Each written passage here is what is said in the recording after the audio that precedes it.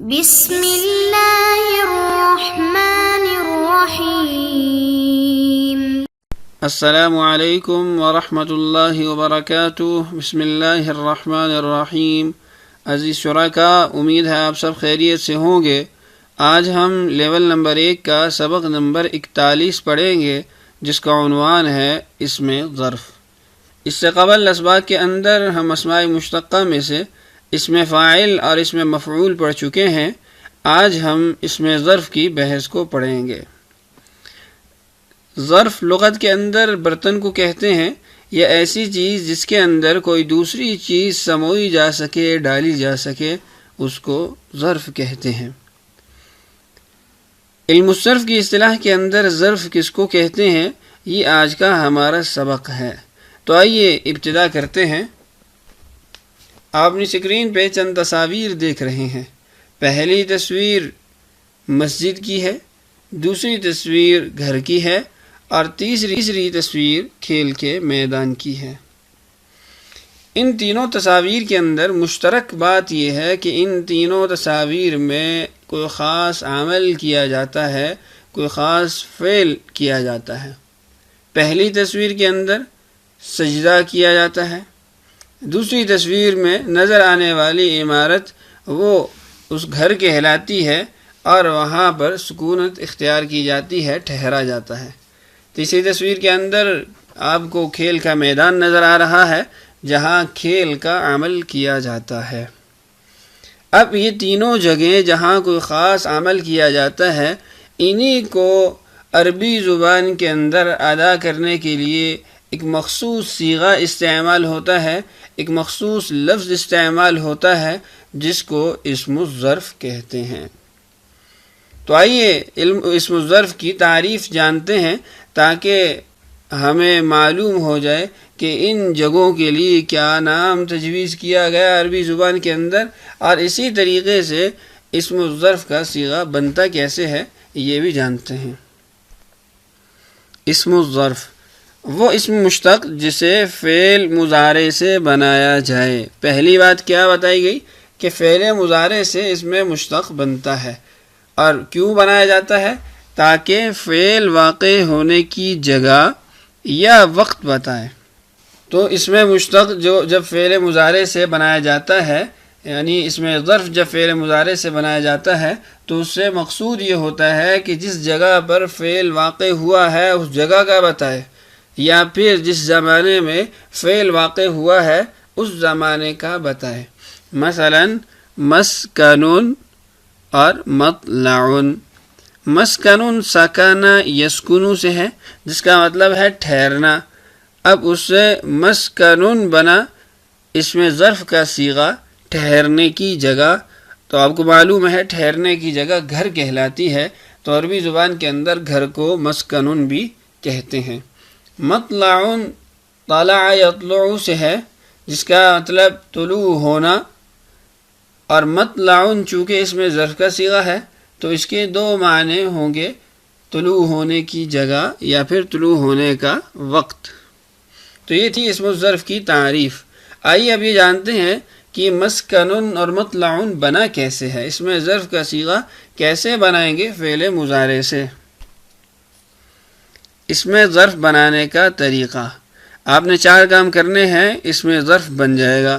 پہلا کام مضارع کی نشانی حذف کر دینی ہے، دوسرا کام فا کلمہ سے قبل میم مفتوحہ لگا دینی ہے، تیسرا کام لام کلمہ پر تنوین لگائیں گے، اور چوتھا کام عین کلمہ مضارع میں مفتوح یا مضموم ہے تو فتحہ وگرنہ کسرہ۔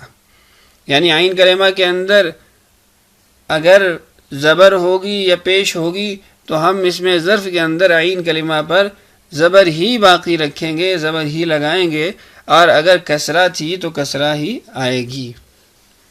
آئیے ان 4 طریقوں کو، ان 4 کاموں کو ایک صیغے پہ لاگو کرتے ہیں، تاکہ ہمیں اس میں ظرف کا جو صیغہ ہے وہ معلوم ہو جائے۔ آپ کے سامنے صیغہ موجود ہے، یلعب، وہ کھیلتا ہے۔ تو اصل صیغہ یہاں لکھ دیا گیا، اور پہلا کام علامت مضارع کو حذف کرنا تھا، تو جب علامت مضارع کو حذف کیا تو صیغہ اس صورت میں آپ کے سامنے موجود ہے۔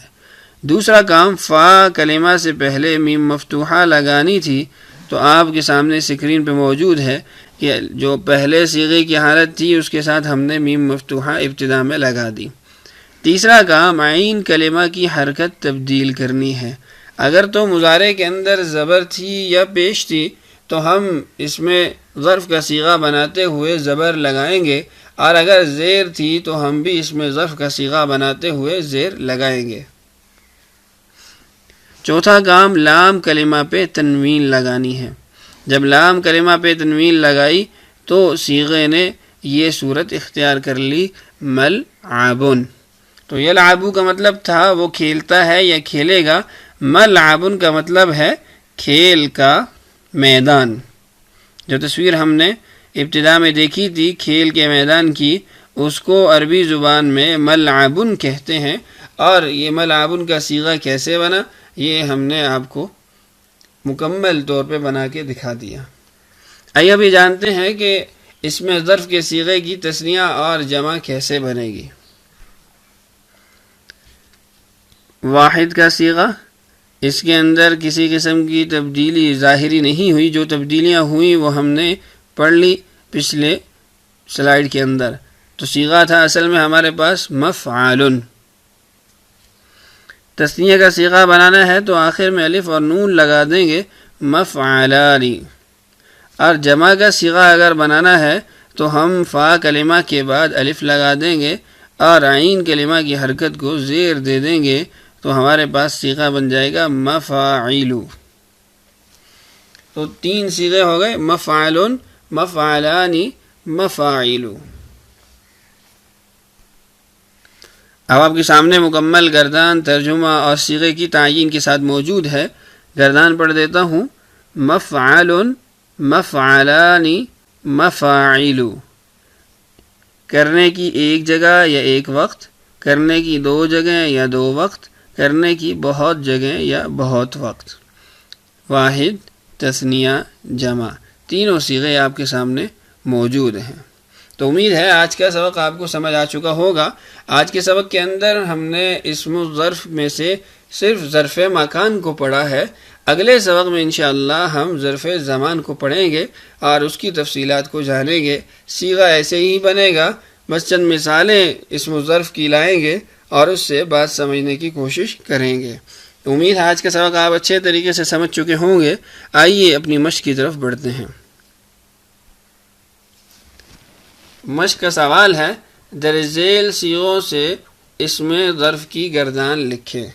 چند صیغے یہاں لکھے گئے ہیں، آپ نے ان سے پہلے اسم الظرف کا صیغہ بنانا ہے، پھر اس کے بعد مکمل گردان لکھنی ہے۔ پہلا صیغہ ہے یجلس، مطلب ہے بیٹھنا۔ دوسرا ہے یطبخ، معنی ہے پکانا۔